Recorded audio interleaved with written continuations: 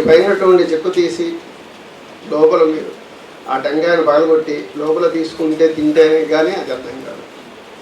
జైమిని సూత్రాలు కూడా దాదాపు అటువంటిదే.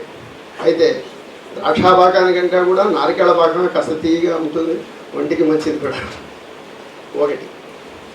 రెండోది, జైమిని ముందు సూత్రాలు చెప్తున్నప్పుడు ఉపదేశమాఖ్యమ అని చెప్పేసి మొదలు పెడుతూనే జైమిని సూత్రాలు ఇప్పుడు ఉపదేశం ద్వారా అంటే గురువు ద్వారా ముక్తానే నేర్చుకోమన్నారు ఆయన. ఎందుకంటే దాంట్లో చాలా సూక్ష్మాలు చాలా మెరుకలు ఉన్నాయి. జైమిని సూత్రాలు మనం బాగా అర్థం చేసుకోవాలంటే గురువు ఆవశ్యకత చాలా ముఖ్యం. ఎందుకంటే మామూలుగా పుస్తకాలు చూసి మిగతా శాస్త్రం నేర్చుకున్నంత సులువుగా జైమిని శాస్త్రాన్ని నేర్చుకోవడం చాలా కష్టం. ఇది రెండోది. ఈ పుస్తకం తీసుకోవడానికి ఒక ముఖ్య కారణం ఉందన్నమాట. మొట్టమొదటిసారి మా గురువు గారు నాకు చిన్న పుస్తకాన్ని ఇచ్చారు, కృష్ణకుమార్ గారు, జాతక రాజ్యం అని చెప్పేసి. అది ఇప్పుడు 1933లో తెలుగులో ప్రచురమైంది. ఆయన ఇచ్చిన దాన్ని చూసిన తర్వాత జైమినిలో ఇంత ఉందా అంటూ నాకు ఉత్సాహం ఇచ్చింది.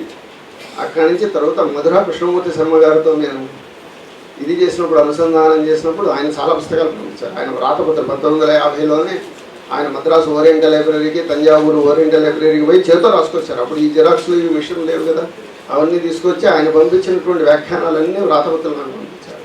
అది చూసిన తర్వాత నాకు చాలా ఆసక్తి కలిగి దాని మీద ఇది చేశాను. జైమిని సూత్రాల్లో ముఖ్యంగా నేను గమనించింది ఒకటి ఏమిటి అంటే, ఎవరు వ్యాఖ్యానం రాసిన పాత వ్యాఖ్యాతలు కానివ్వండి, కొత్త వ్యాఖ్యాతలు కానివ్వండి, ఒక పాఠం చెప్పినట్టుగా లేవు. సూత్రాలు మొదటి నుంచి మొదలవుతున్నప్పుడు మొదటి సూత్రమే అభిభష్యంతి వృక్షాన్ని అంటూ మొదలు పెడతారు. అంటే మొదట ఏం చెప్పకుండా దానికి నాంది లేకుండా మనం మొదలు పెట్టుకొని అర్థం చేసుకోవాలంటే చాలా కొద్దిగా కష్టమైన విషయం ఇది. అందుకని ఒక పాఠ్యంగా చెప్తే ఎలా ఉంటుంది అనే ఉద్దేశంతో ఈ పుస్తకాన్ని నేను రాయడం జరిగింది. ఈ పుస్తకాన్ని తీసుకెళ్ళి మొట్టమొదట నేను చూపించింది మన గురువు గారు అయిన సాగి కమలాకర్ శర్మ గారికి. ఆయన దాన్ని చూసి చాలా బాగుందండి, మీరు ప్రచురిస్తే బాగుంటుంది అన్నట్టుగా దానికి చెప్పిన తర్వాత, అయ్యా మీరే దానికి ఒక చిన్న ముందు మాటలు అయ్యింటున్నారు, చాలా చక్కగా రాశారు, వారికి నేను సర్వదా కృతజ్ఞుడు, చాలా ఉత్సాహం ఇచ్చారు. అలాగే ఆయన ఆ రోజు మాట్లాడుతున్నప్పుడు పక్కనే సిబికి ఆర్కే శర్మ గారు వచ్చారు. సిబి ఆర్కే శర్మ గారు ఆయన ఇంతకుముందు భారతీయ విద్యాభవన్ న్యూఢిల్లీలో కేఎన్ రావు గారి దగ్గర ఇది టీచ్ చేశారట. ఆయన చూసి చాలా చక్కగా ఉందండి, ఆవశ్యకత ఉంది, నేర్చుకున్నారు అనమాట. అందుకని ఆ పుస్తకంలో నేను జైమిని సూత్రాల గురించి రాయలేదు, సూత్రాలు ఎక్కడా నేను వాడలేదు.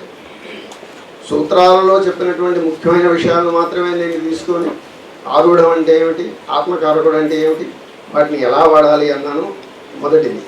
రెండోది, ఇది ఒక విధంగా ఎలిమెంటరీ లెవెల్ అని చెప్పచ్చు. నేను దీంట్లో బాహ్య రాసులు కానీ, ద్వార రాసులు కానీ, అర్గళాల గురించి కానివ్వండి, ఇంకోటి కానివ్వండి, నేను లోపలికి పోలేదు. అవి పోతే చాలా పెద్ద గ్రంథం అవుతుంది, మొట్టమొదటి అర్థం చేసుకోవడం కూడా చాలా కష్టం అవుతుంది. అందుకనే ఒక చిన్న, ఇది నా తొలి పుష్పము, దీన్ని ఆదరించినటువంటి సంస్థ అధ్యక్షుడు సుబ్రహ్మణ్యం గారికి, సాగి కమలాకర్ శర్మ గారికి, మిగతా కార్యక్రమానికి నా కృతజ్ఞతలు తెలియజేసుకుంటూ ఈ చిన్న అవకాశాన్ని ఇచ్చినందుకు ఇంకొకసారి వందిస్తూ సెలవు తీసుకుంటాను. ఈ పుస్తకాన్ని బయట ఇది పెట్టున్నాను, ఇది 100 రూపాయలు.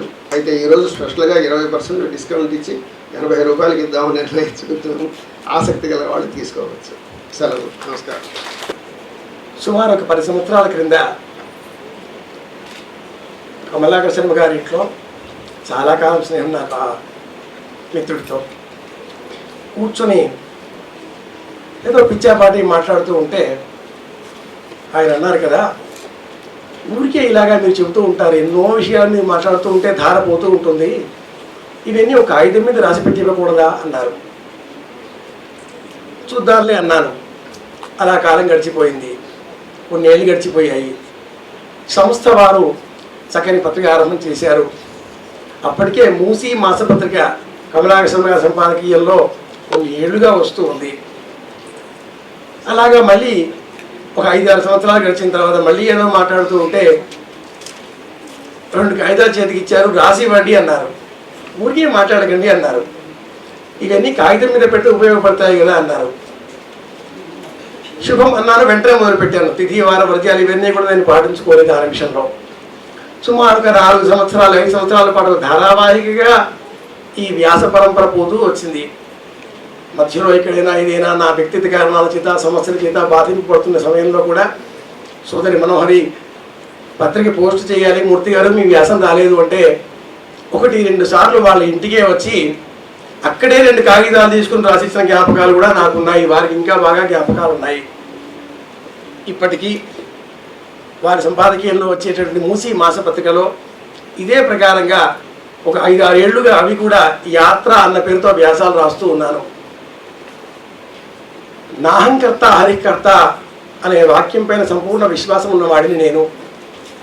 నన్ను సూర్యనారాయణమూర్తి అంటారు అని చెప్పుకుంటాను. పుట్టినప్పుడు ఎవరికి పేరు ఉండదు. 10 రోజులు గడిచిన తర్వాత జాతానంతరమేవ నామకరణం త్వేకాదశాహే స్ఫుటం కాలామృతకారుడు చెప్తాడు. 11వ రోజు నాడు ఈ నామం పెట్టాలి వీడికి అంటూ అందరూ చెబుతారట. అంతవరకు వాడి పేరు లేదు. సరే పేరు పెట్టిన తర్వాతైనా వాడు ఆ పేరుతో ఉంటాడా అంటే నూటి పైన చెక్కించుకుంటాడా? ఎక్కడికి వెళ్ళినా వాడు విజిటింగ్ కార్డు జేబులో పెట్టుకోవాలి. ఇది నా పేరండి, ఇది నా పేరండి అని చెప్పుకోవాలి. ఎక్కడో ఉన్నాడు, ఏదో విదేశాల్లో ఉన్నాడు, నీ పేరు ఇదే అని గ్యారంటీ ఏమిటి అంటే దానిపైన రాజముద్ర కూడా ఉండాలి, ఐడెంటిటీ కార్డు చూపించాలి. మనం చూపిస్తే సరిపోదు, దానిపైన గవర్నమెంట్ వారి అధికార ముద్ర ఉంటేనే వాడు ప్లేన్ ఎక్కనిస్తాడు, లేకపోతే దించేస్తాడు. ఇది నా పేరండి బాబు అంటే ఎవడు నమ్మడు. కాబట్టి వ్యక్తికి పేరు లేదు. ఆరంభంలో గురువులు లేని పక్షంలో, కుమార్తెలే ఉన్న పక్షంలో, కుమార్తెలకు కొడుకు పుడితే, మనుమడు పుడితే, దౌహిత్రుడైతే 4వ తరం వరకు కూడా చనిపోయిన తర్వాత కూడా ఈ సంస్కారాలు ఇలా కొనసాగింపబడుతూనే ఉంటాయి. ఇటువంటి మహత్తరమైన ఈ సంస్కారమే ఆచార రసాయనం. ఒక్క మాటలో గురువులు చెప్పారు, యద్యదాచరతి శ్రేష్ఠ తత్తదేవేతరోచన సయత్ ప్రమాణం కురితే లోకస్తదను వర్తతే. పెద్దలు ఏ వాక్యాన్ని పలికి ఏ సంప్రదాయాన్ని ఆరంభం చేస్తారో ఆ సంప్రదాయమే క్రమక్రమంగా లోపంలో ఒక ఆచారంగా రూపుదిద్దుకొని ధర్మంగా ఏర్పడుతుంది అంటూ మనం చెప్పుకోవాలి. ఈ ఆచారమే ధర్మము. విష్ణు సహస్రనామ స్తోత్రంలో ఆచార ప్రభవో ధర్మో ధర్మస్య ప్రభరచ్యుత ఇట్లాగా చెప్పుకుంటూ ఉంటే ఎన్నో చెప్పుకోవచ్చును, ఎన్నో విషయాలు చెప్పుకోవచ్చును. భోజ మహారాజు గారి భదనార విందాన్ని చూస్తే కాళిదాసుకు ఏ విధంగా కవిత్వం వస్తుందో, అలాగే సముద్రవండి మల్లయ్య కూడా ఏ విధంగా కవిత్వం వస్తుందో, అలాగే గురువు గారిని చూడగానే వారి ప్రశాంత ఆనంద రస హృదయాన్ని చిత్తాన్ని చూడగానే మనకందరూ కూడా మాటలు వచ్చేస్తూనే ఉంటాయి, గంటల కొద్దీ మాట్లాడుతూనే ఉంటాం. కాబట్టి ఈ మాటలకు ఇక్కడికి విరామం చెబుతూ మన సంస్కారాలు, మనమందరం పాటించవలసిన సంస్కారాలు, కనీస పక్షంలో సంప్రదాయంలో ఉండే వేషభాషలు, నియమాలు కొద్దిగానైనా పాటించే ప్రయత్నం చేద్దాం. అన్నప్రాసనం చేస్తున్నాం, వెండి పాత్రలో ఏదో అన్నం కలుపుతున్నాం, పెట్టేస్తున్నాం, జ్యోతిర్వైద్యం చెప్పుకుంటున్నాం కదా. పుట్టిన తర్వాత 5వ నెల 5వ రోజు అంటే 6వ నెలలో 5వ రోజుకి అన్నప్రాసనం చేయాలి అని చెప్పుకుంటున్నామే. ఆ సందర్భంలో దధి మధుకృతో ధనం, పెరుగు, తేనె, నెయ్యి, అన్నం ఈ పదార్థాలను 20% చొప్పున సమపాలలో మేళవించి బంగారు పువ్వు వేసిన వెండి పళ్ళల్లో కలిపి అమ్మమ్మ గారి చేత కానీ తాతగారి చేత కానీ ఆ శిశువుకి తినిపిస్తే, అది కూడా పుట్టిన నక్షత్రం నాడు జన్మిస్తే అంటే జన్మతార నాడు అన్నప్రాసనం చేస్తే వాడికి అనారోగ్యం రాదు, అజీర్ణ సమస్యలు రావు, ఎటువంటి ఉదర సంబంధిత వ్యాధులు కూడా రావు అంటూ సంప్రదాయం చెబుతుంది. ఈ పుస్తకం నేను ఆ విషయాన్ని కూడా ఎక్కడో చోట చెప్పినట్టుగా నాకు జ్ఞాపకం ఉంది. కాబట్టి ఈ విషయాలన్నీ కూడా గుర్తుపెట్టుకొని ఇటువంటి మహత్తర అవకాశాన్ని నాకు కలిగించినటువంటి మిత్రులు సోదరులు కమలాక శర్మ గారికి సాదరంగా నమస్కారం అందజేస్తూ, గురువర్యుల ఆశీర్వచనంతో ఇంకా ఏమైనా వారు ఆశీర్వదించారు. ఒక పువ్వు ఇది పూల తోటగా వికసించాలి అంటూ చెప్పారు. కాబట్టి వారి ఆశీర్వచనాన్ని కూడా శిరస స్వీకరిస్తూ వినమ్రతలో నమస్కరిస్తూ ఈ పుస్తకం బయట మిత్రుల యొక్క సలహాతో మీ అందరికీ కూడా లభ్యతగా ఉంచే అవకాశం ఏర్పాటు చేశారు. ఈ పుస్తకం 50 రూపాయలకే లభిస్తుంది. దాని మీద విల ఎంతైనా ఉండవచ్చును. పెద్దలు జీవి ప్రభాకర్ మూర్తి గారు, మిత్రులు ఆత్మీయులు డాక్టర్ కాకునూరి సూర్యనారాయణమూర్తి గారి స్పందనలు విన్నాం. మిగిలినటువంటి గ్రంథాల యొక్క స్పందనలు ఇంకేమి ఉండవు. కారణం 1-2 పుస్తకాలు సుబ్రహ్మణ్యం గారే కాబట్టి వారు ఎప్పుడూ స్పందిస్తూనే ఉంటారు మానసికంగా. ఇప్పుడేం లేదు సార్. తర్వాత చాలా మాటలు ఉంటాయి. మరో పుస్తకం నాదే కాబట్టి నేను ఎప్పటికీ వాగీశ్వరుణ్ణే కాబట్టి వాగుతూనే ఉంటాను, అది ఇబ్బంది లేదు. అయితే సంస్థ వాళ్ళు చేసినటువంటి ఒక సూచన మాత్రం మీకు ఇక్కడ అందజేస్తున్నాను.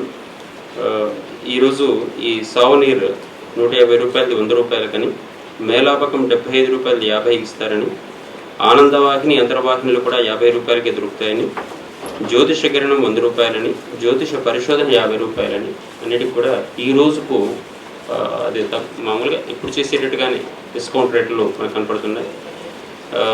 సాధారణంగా మేమందరం ఇక్కడ రిక్వెస్ట్ చేసేది ఏంటంటే, మీరందరూ మీ వ్యాసాలు ఉన్నాయి కదా అని చెప్పేసిన తర్వాత చూడకుండా మీరు ఒకటి కొనండి, ఇంకొకటి కూడా కొనండి మీ మిత్రులకి ఇవ్వడం కోసం ఫర్ ద గిఫ్ట్.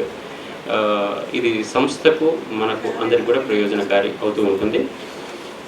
ఈ చివర మంగళాదీని మంగళ మధ్యాని అన్నట్టుగా చివర చాలా ఉంది.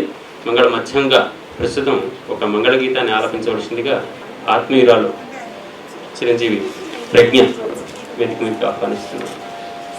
सरस्वती मनोहरी शंकरी सदानंदलहरी गौरी, सरस्वती मनोहरी शंकरी सदानंदलहरी गौरी, सरसीरुहाक्षि सदा शिव साक्षि, सरसीरुहाक्षि सदा शिव साक्षि, करुणा कटाक्षि पाहि कामाक्षि, मुरहर सोदरि मुख्य कौमारि मूकव प्रदान करि मोदकरि, सरस्वती मनोहरी शंकरी सदानंदलहरी गौरी.